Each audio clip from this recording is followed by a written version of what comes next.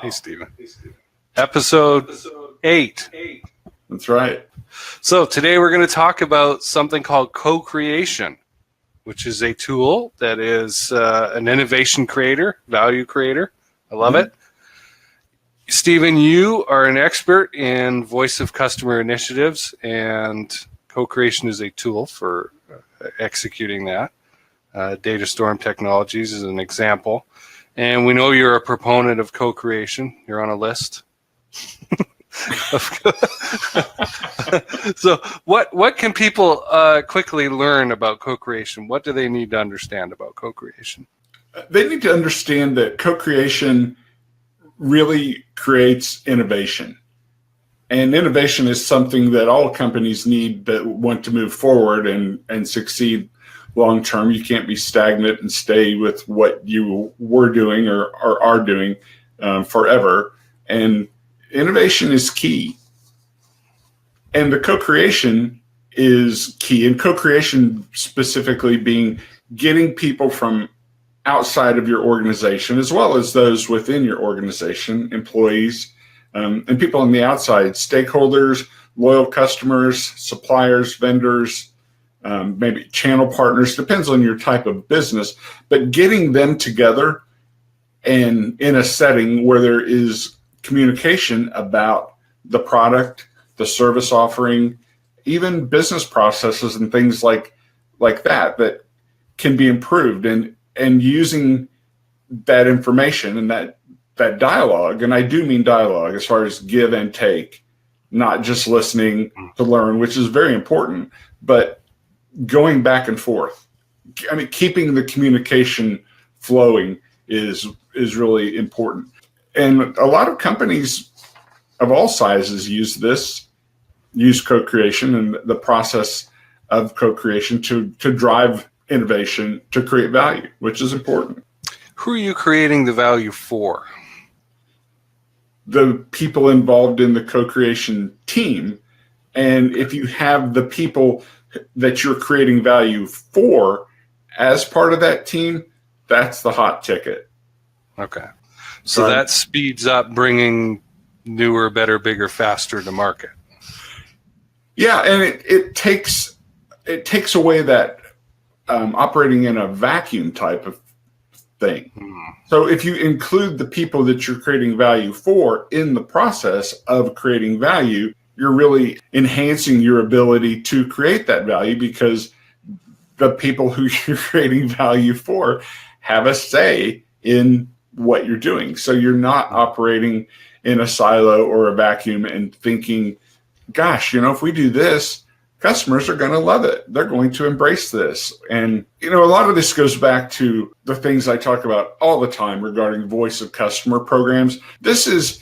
You can think of it as voice of customer on steroids. So you're not just listening and monitoring to the voice of customer to understand what they want and need and what they like and what they don't like, so that you can shape your offerings based on that feedback. This is much more intensive and there's much more involvement. There's much more give and take, getting people together who have different viewpoints. They have different backgrounds. They have different occupations, and that diversity is really good because it has the tendency, if the communication is there, to eliminate blind spots.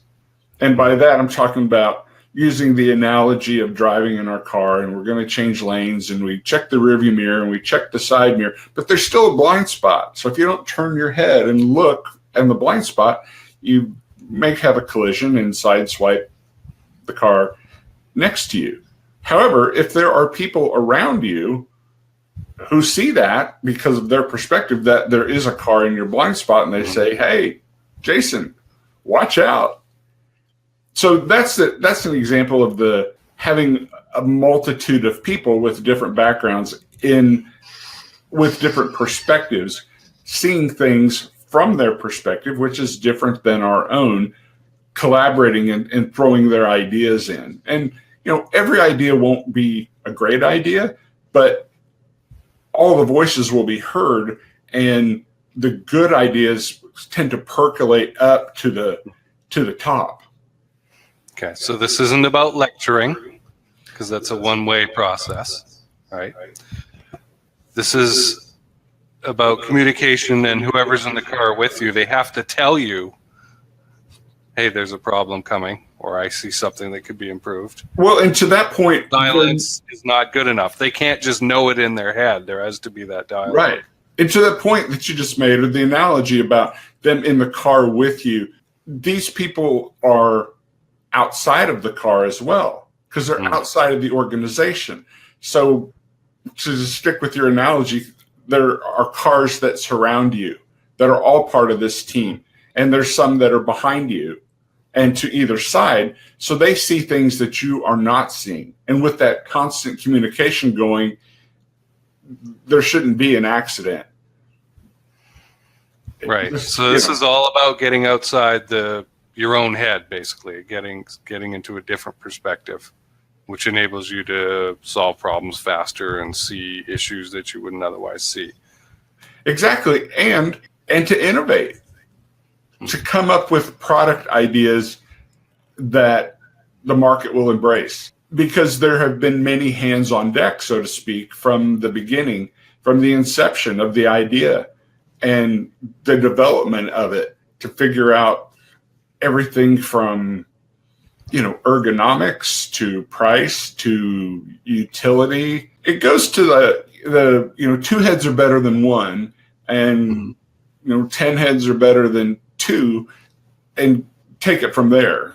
Build it up from there as far as how big you want to scale it. Okay. There's a tendency of companies to want to keep their secrets in-house, the development of game-changing products and technology, secret from competitors, right? Right. And I've seen this backfire a lot. Game systems, right?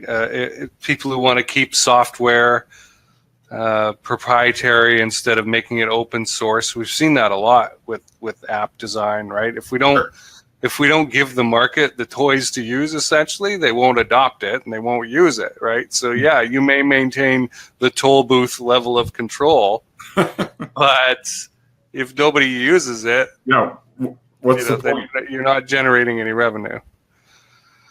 So I think we've got some examples of people or organizations that did things, launched products and that didn't have as much commercial success as you might think. Mm-hmm. One example that comes to mind is Procter & Gamble. And the former CEO of Procter & Gamble, after leaving the company, revealed that only 15% of the products that P&G created actually had market success. So that means 85% didn't. Right. They failed. That's a lot of R&D and marketing and people working hard, but in isolation. And that is until they started a co-creation process and they brought people in. As I was talking about, you get lots of different people in with different perspectives, and they add their proverbial 2 cents, and that creates aha moments for others. They're like, oh, I never thought about it like that. Add that up, and there have been some, one really big success story for Procter & Gamble is Swiffer, the very low tech way of sweeping your floor and mopping up spills and things like that. I mean, if you think about the Swiffer, it's just a stick with a swivel head and a little pad with the little replacement pads that you take off. You don't have to spend $600 or $800 on a Dyson vacuum cleaner. I don't know what a Swiffer costs, like $30. Necessity is the mother of invention, and people saw that need, and they wanted something that they could just grab quickly, and they didn't have to get out the vacuum or the mop and stuff like that. So that's a great example. It's a cool thing. It's sort of become a household word. I mean, people know what a Swiffer is. Oh yeah, it's been around for 15 years now or something like that. I'd say roughly. I don't know exactly. Out before I left Vancouver. Okay. And I've talked a number of times, and we've discussed this, that about voice of customer and how customers want to be heard. Consumers want to be heard. They want to give input on products and services. But it doesn't stop there at all. They want to be heard regarding things like business processes. They see things from the outside that we don't see inside our organizations. They know what it's like to interact with our company, literally, where it's difficult for us to imagine what it's like to interact with our company. Because we are the company. We are the company. We don't have any objectivity because we are the company. And we have confirmation biases that are built in naturally, that we just think that the decisions we're making are good, or else we wouldn't be making them. We wouldn't be doing what we're doing. However, on the outside looking in, people that are interacting with the company, they see things separate from the product or the service offering that could be fixed or need to be fixed. Items that are like friction points or struggle points that customers have interacting with your company or your brand.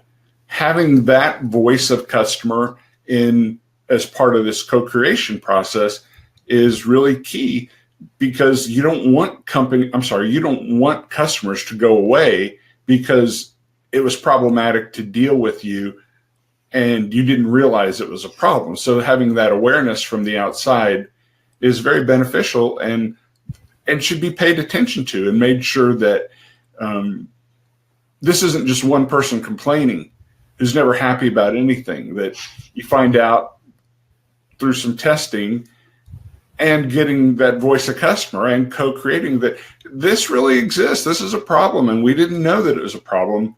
But now that we know, we're going to rectify the situation and smooth things out so that there isn't friction.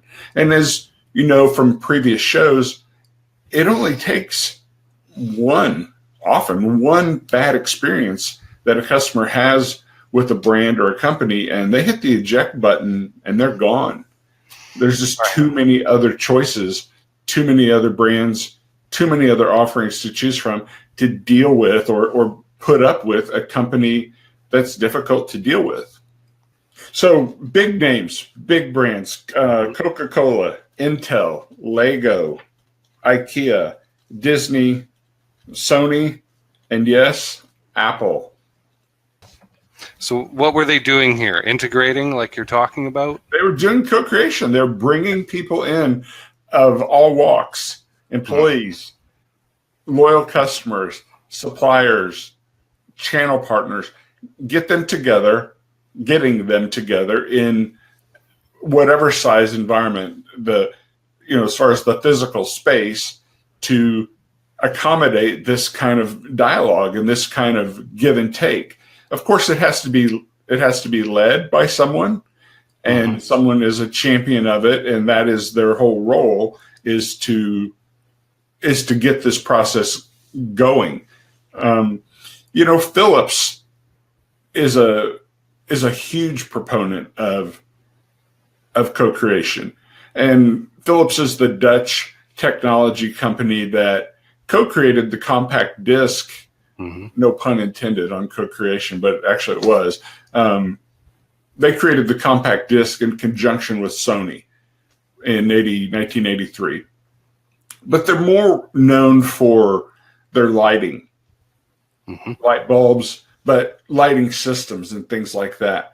And everything that they create is part of the co-creation process, which is led by an industrial designer that works. I forgot his name. It's a Dutch name. I would probably mispronounce it. But he is the driver of this. He heads it up, and it is how they operate, in that they don't create any products without going through this co-creation process, and it's baked into the way that they do business. People are involved. It's a cultural thing.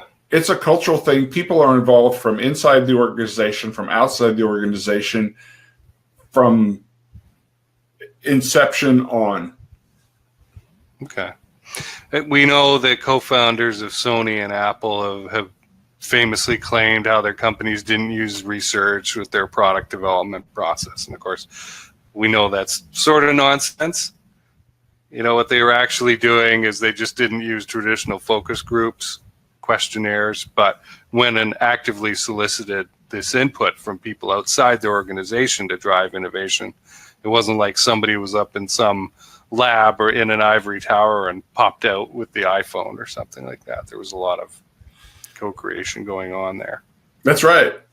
And Steve Jobs would have liked us to have believed that, but Apple was interacting with a lot of people on the outside, design firms. I know they use industrial design, ergonomics, people that think and live in that world. As far as, it doesn't affect all companies, but it does many, as far as products and how do they fit in your hand, and what does it feel like? What's the form factor?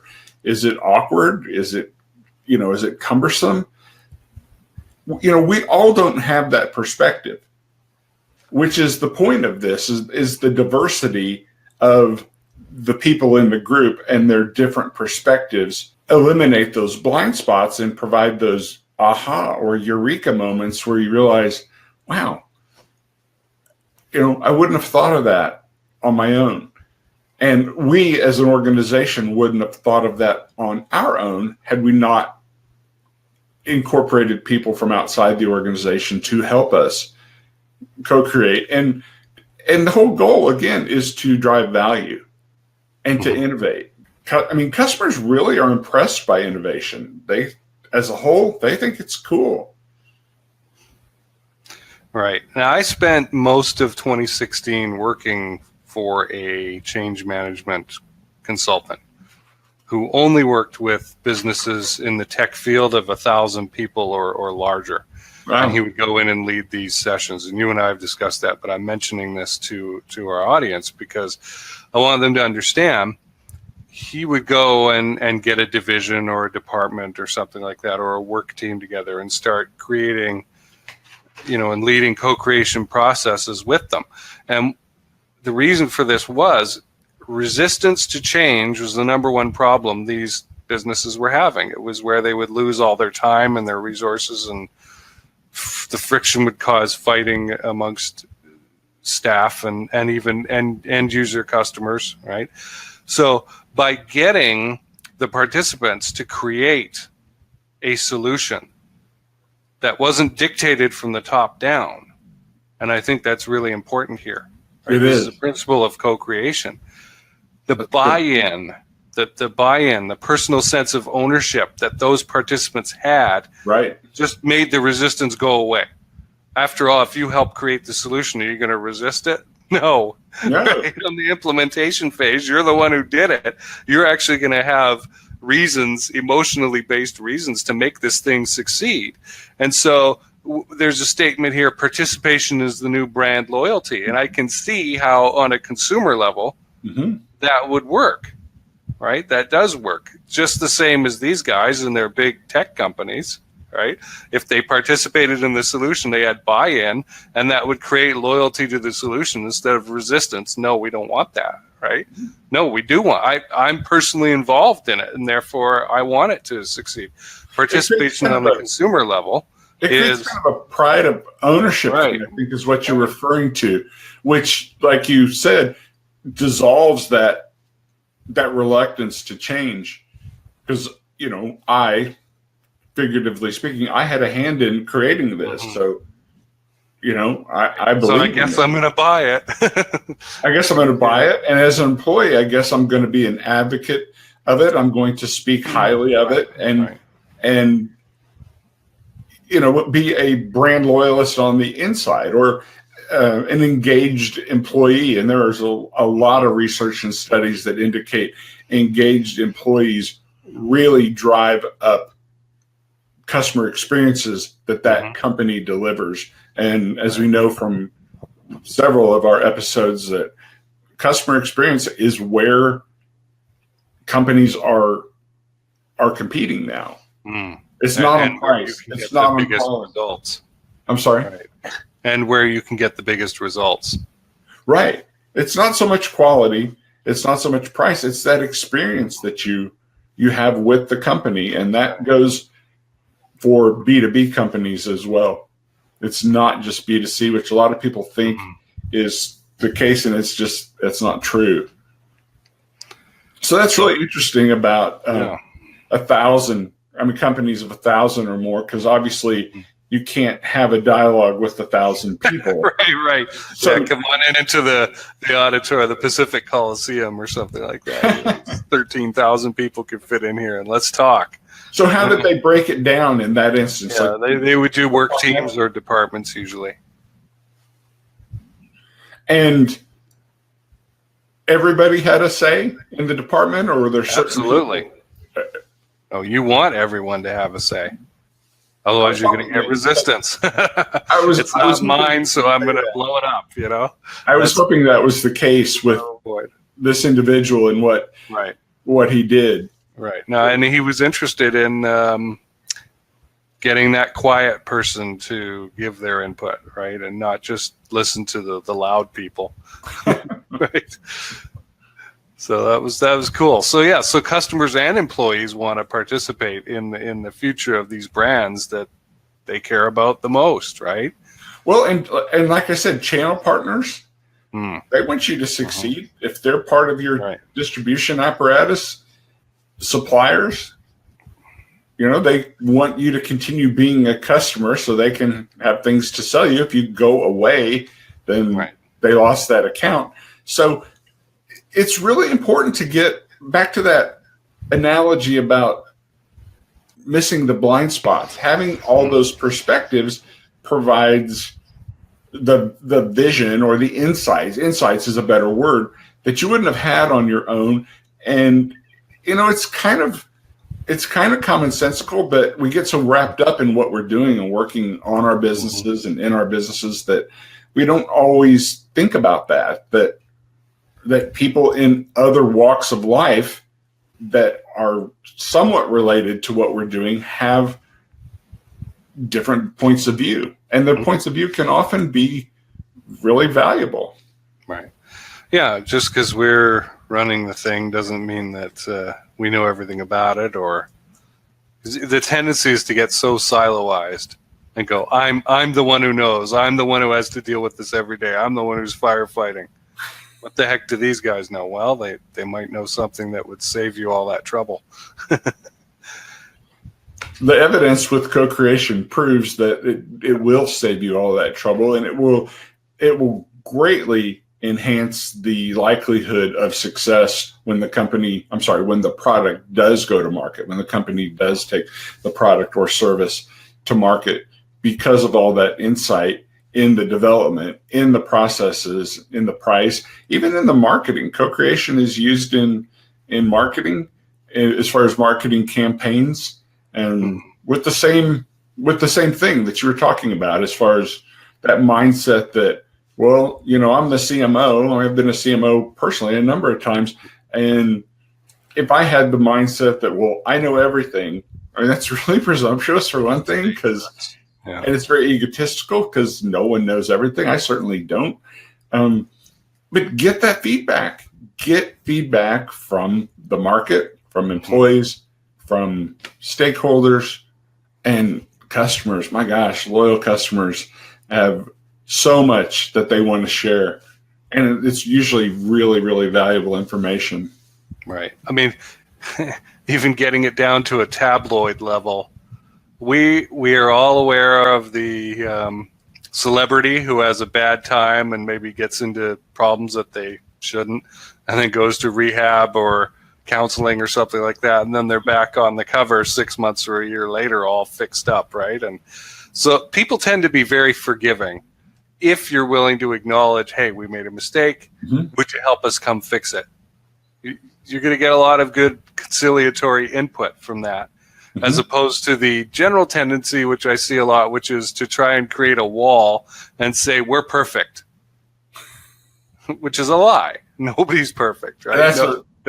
Nobody goes without making mistakes. Right.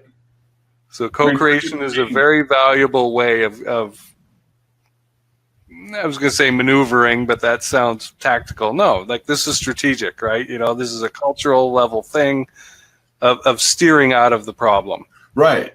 It is. It is a strategic thing, and it really is more than a tool. It's a process, and it starts with the strategy, and it starts at the top as far as the implementation of it. But to your point earlier, it isn't a top-down mandate that you do. I mean, it is a top-down mandate that we have a co-creation process and everyone will participate in it. However, it's not a top-down thing as far as I had this idea, it started here at the top, and now everyone must implement it.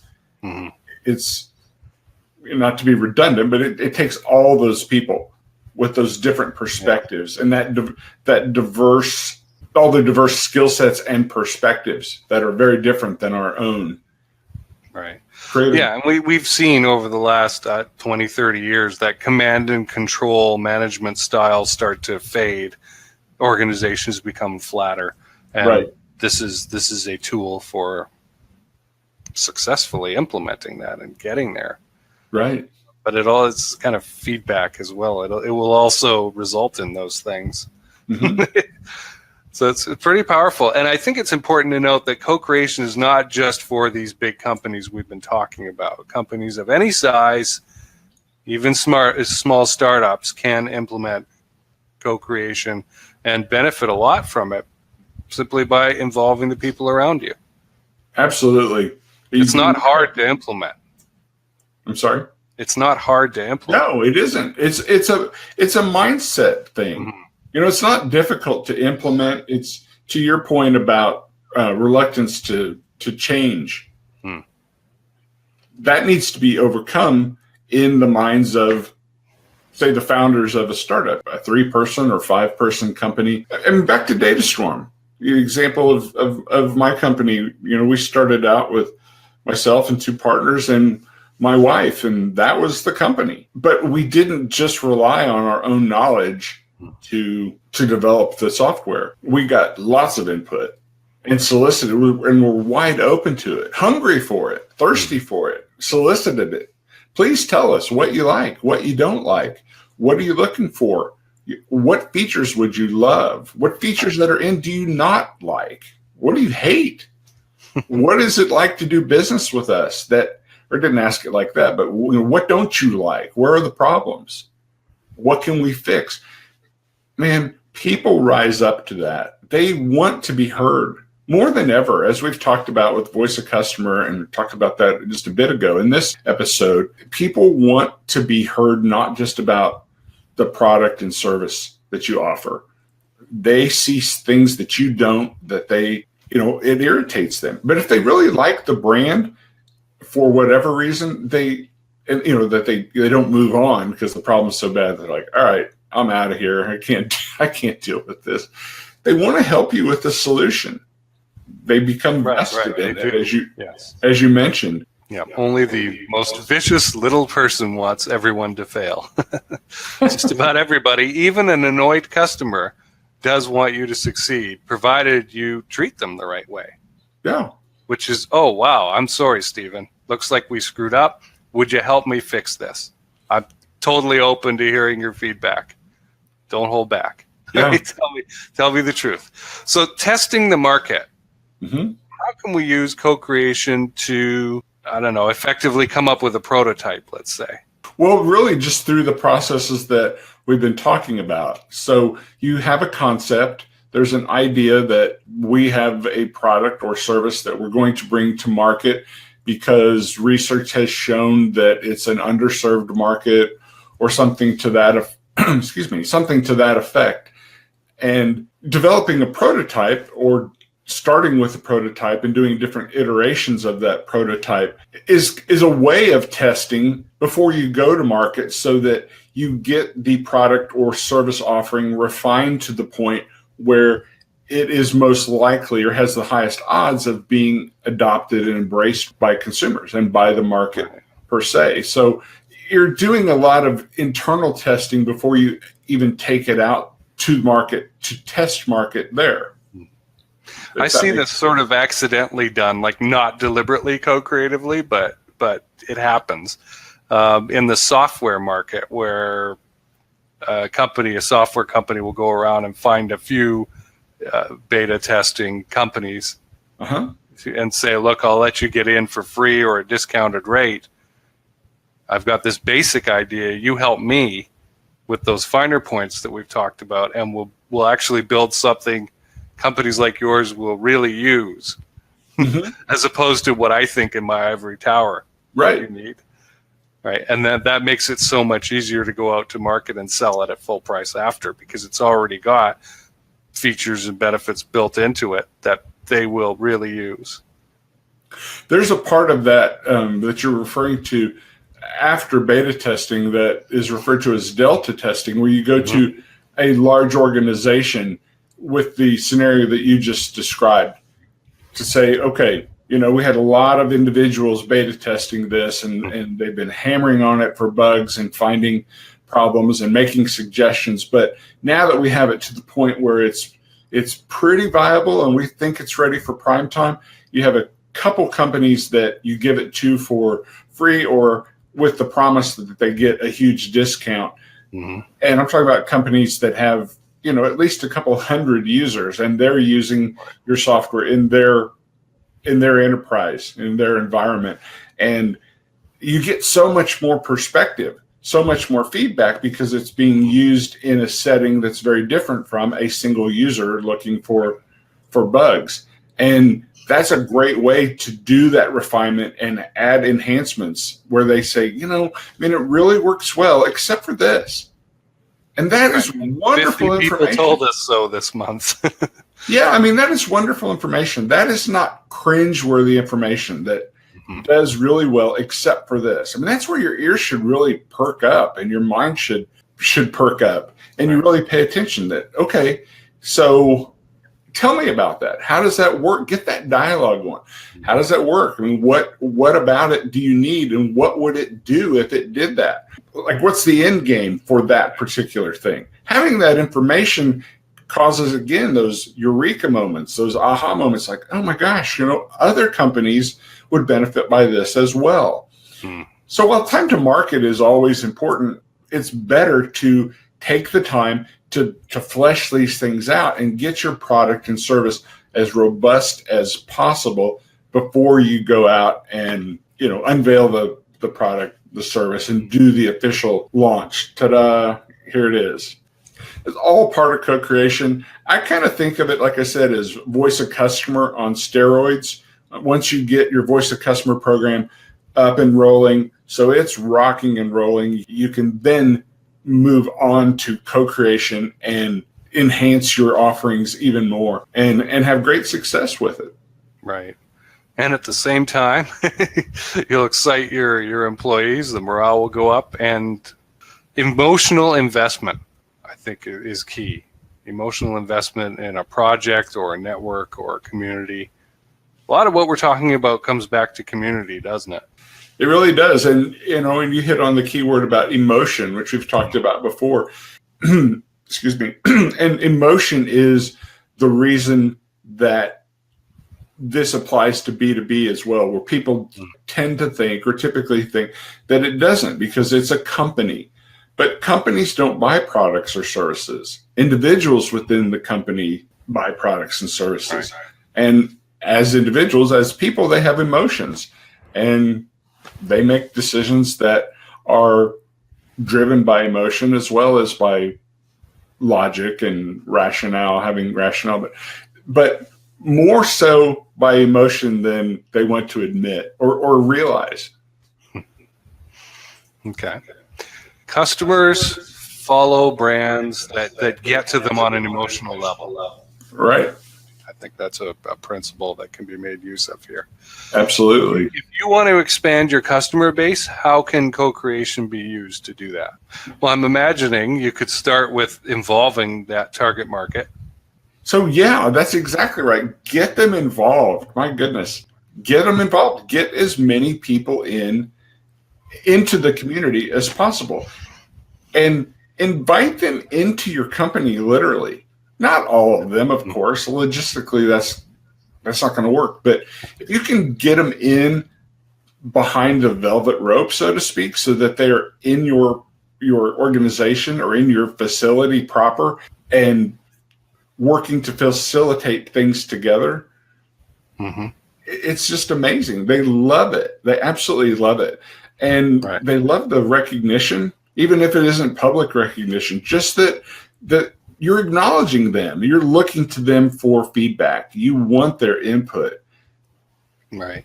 It just I think clarity comes out of it too, not just on a technical level, but on an emotional level as well. Absolutely. Which is a concept I haven't thought too much of, emotional clarity.